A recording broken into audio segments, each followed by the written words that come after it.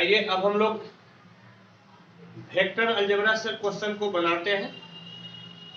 Vector algebra से हम लोगों को 2 क्वेश्चन का जवाब देना है और 2 क्वेश्चन में से एक क्वेश्चन मैं यहाँ पे लिख दिया हूँ। तो पहले इस क्वेश्चन का जवाब देते हैं, फिर अगले क्वेश्चन की तरफ हम लोग बढ़ेंगे। इस एक क्वेश्चन में 2 पार्ट है और दोनों पार्ट मिलाकर ही आपका 16 नंबर कंप्लीट होता है। तो आइए इसको हम लोग सॉल्व करते हैं। पहले बी को बनाते हैं। बी क्या कहता है? Prove that A cross B, B cross C, C cross A, ये आपका स्केलर ट्रिपल प्रोडक्ट है। ये दिखाना है ए बी सी आपके स्केलर ट्रिपल प्रोडक्ट का स्क्वायर। आइए हम लोग दिखाते हैं सॉल्यूशन। बी नंबर हम लोग दिखाते हैं बी। तो बी आप लेकर बढ़िए, A cross B, B cross C, C cross A. तो मैं आपको बता दूं, क्योंकि इसका प्रूफ बहुत छोटा है, समझे? इसका प्रूफ बहुत छोटा है, इसीलिए प्यारे बच्चों यदि आपको इसमें 8 में 8 नंबर चाहिए तो आपको कुछ टर्म्स को डिफाइन करना पड़ेगा। और वो टर्म्स क्या है? तो वो टर्म्स आपका है, क्वेश्चन को सॉल्व करने के पहले आप डिफाइन कीजिएगा। Definition of scalar triple product. एक तो ये डेफिनेशन आपको बताना है, साथ ही साथ आपको definition of vector triple product, ये 2 डेफिनेशन आपको बताना पड़ेगा, समझ गए? क्योंकि इसका प्रूफ बहुत छोटा है, तो इस छोटा को बड़ा करने के लिए यदि आप ये 2 चीज बता देते हैं तो कम से कम 2 पेज तो आपका बढ़ जाएगा, समझ गए? 2 पेज आपका कम से कम बढ़ जाएगा। तो इसमें दोनों का यूज है, समझ गए? स्केलर ट्रिपल प्रोडक्ट का यूज है, वेक्टर ट्रिपल प्रोडक्ट का यूज है। इस 2 चीज का डेफिनेशन आप जरूर से जरूर लिख दीजिएगा, तभी आप प्रूफ कीजिएगा। डेफिनेशन आपको कोई भी बुक में मिल जाएगा, वेक्टर के बुक में। अब देखिए, अब ये हम लोग लेके बढ़े हैं ना, क्या लेके बढ़े हैं बोलिए तो? Now A cross B, B cross C, C cross A, इतना इक्वल टू क्या हो जाएगा बोलिए तो?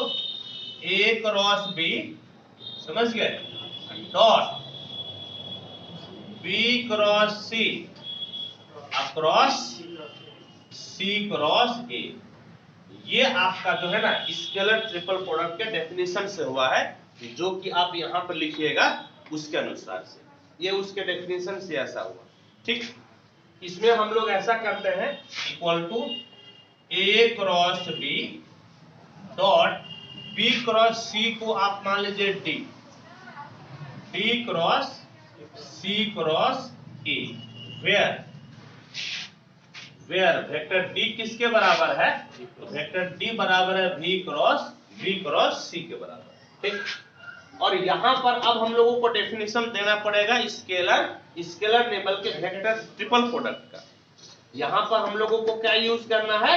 Vector triple product. और इसीलिए आपको बोले थे कि वेक्टर ट्रिपल प्रोडक्ट का डेफिनेशन विद फॉर्मूला आपको यहां पर पहले डेराइव करना पड़ेगा, तब जाकर दोनों मिलाकर आपका 2 पेज हो जाएगा। और मार्क्स 8 नंबर चाहिए तो इतना आपको करना ही पड़ेगा।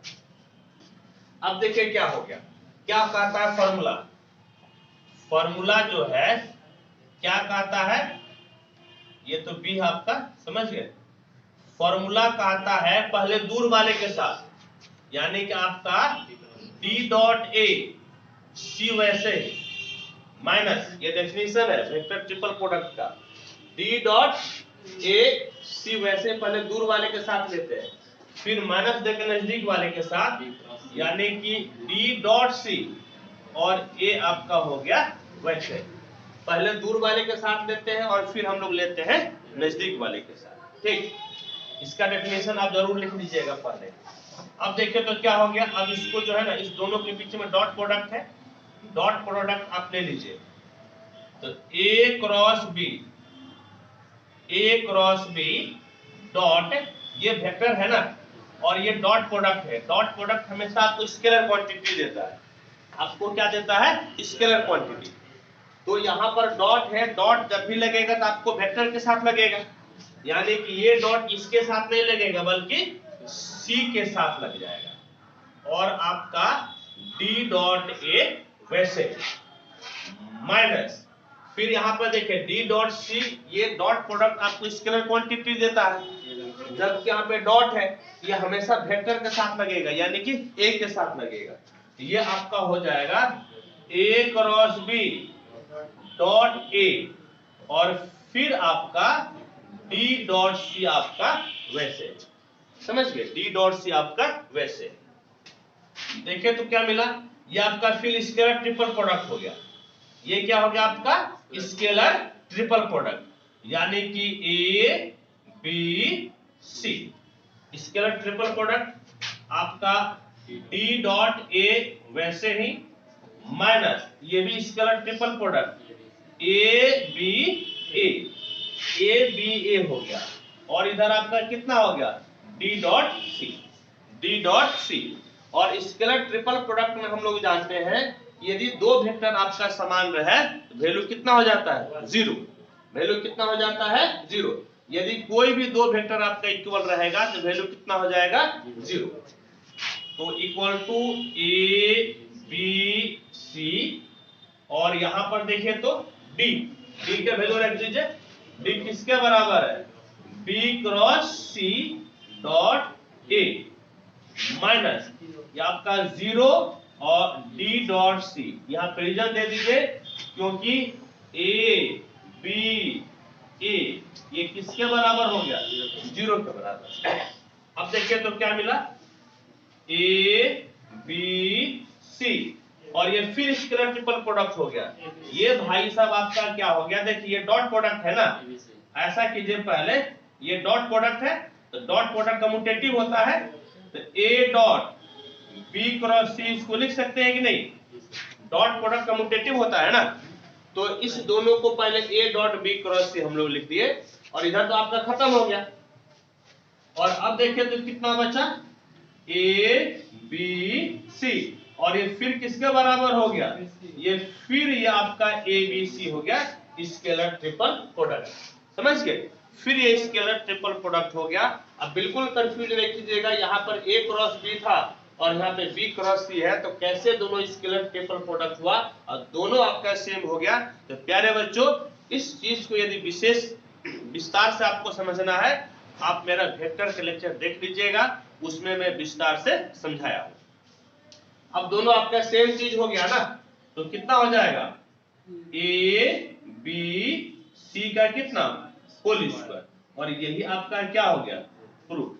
अब बताइए कि सिर्फ इतना ही प्रूफ कीजिएगा तो आपको 8 नंबर देगा? नहीं देगा, 8 नंबर कतई नहीं देगा। तो आपको ये सब डिफाइन करना पड़ेगा, और भी यदि इच्छा है आपको तो कुछ रिलेटेड टर्म्स को डिफाइन कर दीजिएगा, ठीक है? आप इसको नोट कीजिए। फिर हम लोग क्वेश्चन नंबर पढ़ते हैं, किसको? क्वेश्चन नंबर पढ़ते हैं 8, इसको नोट कीजिए आप।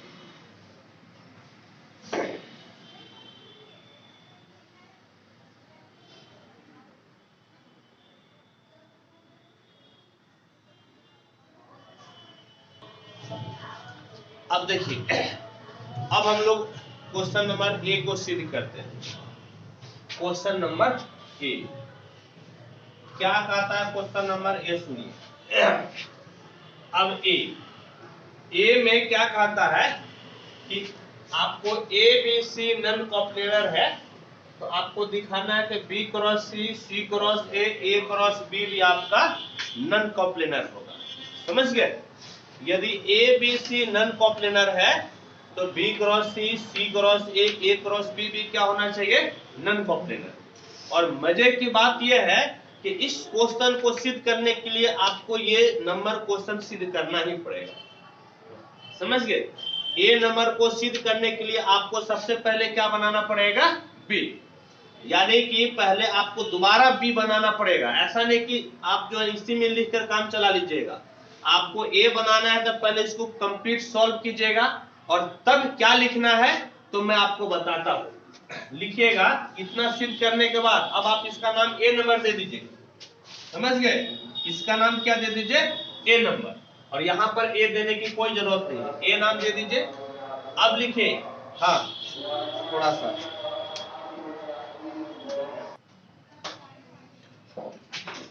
देखिए क्या कीजिएगा, यहां पे दिया हुआ है कि A B C are non coplanar since it is given that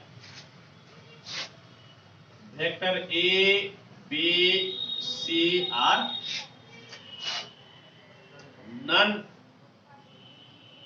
कॉप्लेनर, चूंकि आपका पहले से ही दिया हुआ है, देयरफॉर इसका स्केलर ट्रिपल प्रोडक्ट आपका 0 के बराबर नहीं होगा। समझ गए? ये आपका नेसेसरी एंड सफिशिएंट कंडीशन होता है। चूंकि एबीसी नॉन कॉप्लेनर है इसलिए इसके स्केलर ट्रिपल प्रोडक्ट 0 के बराबर नहीं होगा। और जब यही नहीं होगा तो ए बी सी इसका होल स्क्वायर भी 0 के बराबर नहीं होगा, है या नहीं? और हम लोग अभी सिद्ध कर चुके हैं कि ये भाई साहब इसके स्क्वायर के बराबर होता है। लिखेंगे therefore A cross B, B cross C, C cross A, ये भी भाई साहब 0 के बराबर नहीं होगा। और जब ये आपका स्केलर ट्रिपल प्रोडक्ट 0 के बराबर नहीं हो, यानी कि तीनों वेक्टर आपके नॉन कॉप्लेनर होते हैं। समझ गए? जब आपका किसी तीन वेक्टर का स्केलर ट्रिपल प्रोडक्ट 0 के बराबर नहीं हो तो नेसेसरी एंड सफिशिएंट कंडीशन कहता है ये तीनों वेक्टर क्या होंगे? Non coplanar. लिखिएगा therefore A cross B, B cross C, C cross A, that is B cross C, जिस तरह से क्वेश्चन में लिखा वैसे लिखिए, सी क्रॉस ए और फिर आपका A cross B are also non coplanar. समझ गए? ये भी आपका नॉन कॉप्लेनर है और इस प्रकार से आपका क्वेश्चन प्रूव हो जाता है। हेंस